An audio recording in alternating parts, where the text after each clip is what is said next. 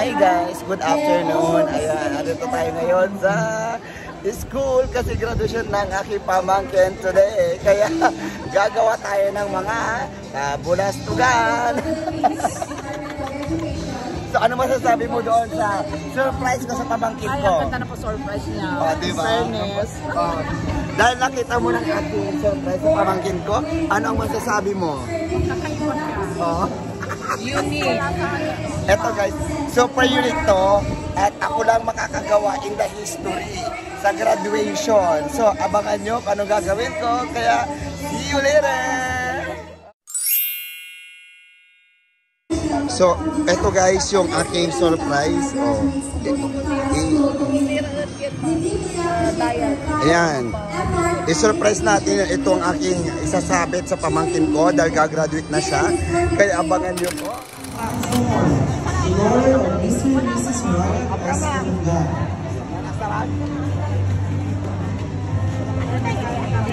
Sabi ko, sabi yan.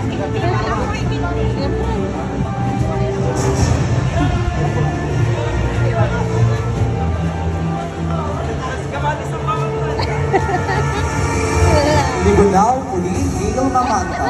The daughter of Mr. and Mrs. Glory M. Libunao.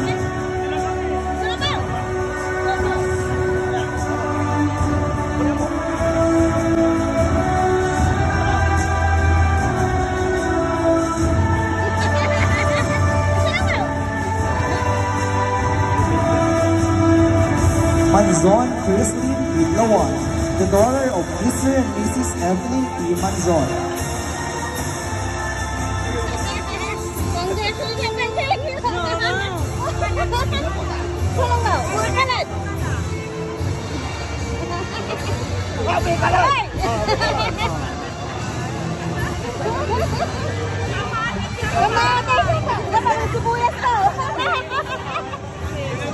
Sulong mo dad! Ay! Pipicture kita! Oh, wala ka! Ay! Umuwi ka rin! Yun ba ito? Yun ba ito? Yun ba ito? Bantay mo, nilitanong ka! Grabe sila yung sabi mo!